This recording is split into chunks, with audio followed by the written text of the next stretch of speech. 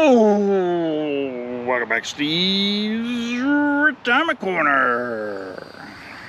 A wrinkle in my retirement income. Hey man, a couple of videos back, I had mentioned I'd done something different in this year than I did the first few years I was retired, the first 3 years I was retired. Because I had an opportunity pop up that I didn't expect, never planned for. But because the first couple of years I was retired, I took I was subject to distributions from my 401, and I did a video about that. How I get one distribution a year, and I put it in a money market account, and every month they ship $3 grand into my checking account for us to live on. It's I turned one distribution into 12 monthly paychecks. What I did. But I don't know if y'all remember, but last year around Mother's Day I did a series on handling Mama's estate when she died, because she died right there at the end of 2024. You know, all the little bitty stuff, and deadlines, and the funeral arrangements, how we went, they had everything set up like that, how they had their accounts titled and junk like that, cleaning out the house, junk like that. But well, Mom and Daddy had they had an IRA. I guess it was actually Dad's, I believe. When he died, Mama got it. But I think they had about 70 grand left in that thing. And it's just me and my sister, so we got half a piece, about 35 a piece, what we got.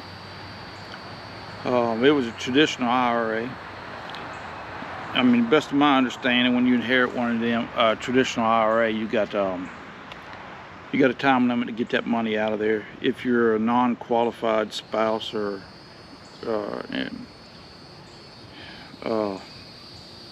inheritor, I forget what the actual name is, but you got a time limit to get that out. And once Mama had she had already reached her required minimum distribution age, so she was taken out. So I had to make sure first in 24 she took her amount out, because she's still required to do it. And then last year I had to take out a required minimum distribution from her account, because but it was based on my life expectancy, not hers, so it was a lot less. I think it was about $1,200, I guess, maybe less than that.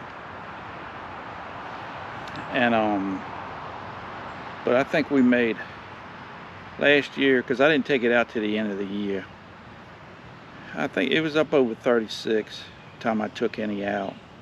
Had to get my required minimum distribution, so I kind of rounded it down to 35. You know, I don't know if it might have been $1,500 I took out, maybe.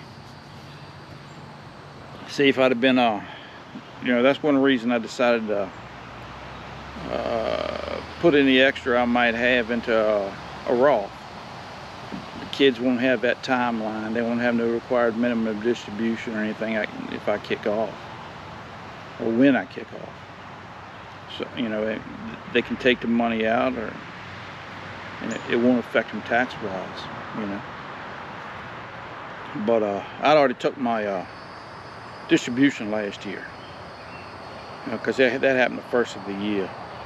And then we went through all the paperwork and got everything straight on that, that IRA. So I just took out the minimum last year. But this year I used the whole amount. I think it was back up to about 36 something before we by the time I took it out in February, I think it was. Took my distribution from it, or I just cleaned it out. Is what I did. You know, it got rid of it. I'm no longer under RMD for it or none of that bull. And I had to take out money this year anyways to live on, since I was out from underneath my rules of my 401, because I rolled everything into an IRA. I just took all that. I think we cleared about 29,000, I think, after taxes. And then I also got an increase in my pension, because I got that other little one from the string factory over yonder. we clear about 400 from that. That's about, I think it's about 500 bucks a month I get. So you add that to my other one, which was 1,000. So I make about $1,500 a month in pension. I clear about 12. So you take that 28, add 12 to it, that gives me 40 grand. That we could probably get by on that.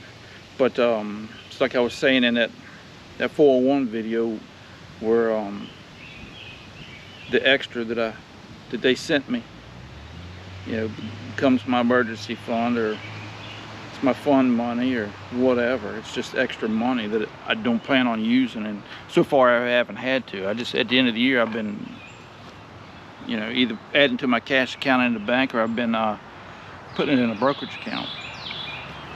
And I put some of it in a cash account this year, and I kept some of it back.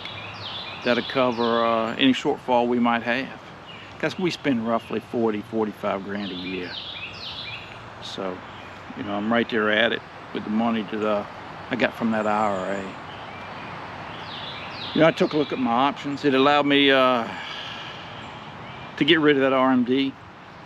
It allowed me to leave all my money working for me this year in my IRA.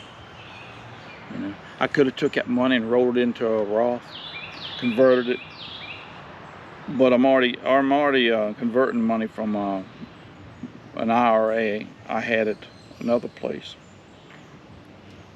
and so I'm gonna do that this year and next year, and then the year after is when I'll start on the extra out of my 401. But it cut our pay probably by 40%. We have 40% after taxes less this year than we had last year. Right. So, stuff changes all the time. That's why it pays to go for your financial reviews every year. You got somebody there that you can talk to about this stuff. You got somebody there that might point out something you miss. An extra set of eyes never hurts when you're dealing with your finances. It just doesn't. I don't know everything, and I'm freely admit it. Sometimes I miss things, and that was my choice. I didn't have to, but I looked at it as a win-win situation for me and the baby, so that's why we did it. But anyways, that was the little wrinkle I did this year. Instead of pulling from my 401, I emptied that inherited traditional IRA mom and daddy had, my share of it. So, anyways, take care of yourselves, man. Make it a great week. Make sure you think about things before you do it. A lot of problems can be solved by sitting with a glass of tea and thinking. It don't take long, and it's easy to do. That's why I do it all the time. Explore your options, look at your situation, make the best choice you can, and go with it. That's about all any of us can do, man. Y'all take care of yourselves, man. We'll talk to y'all later.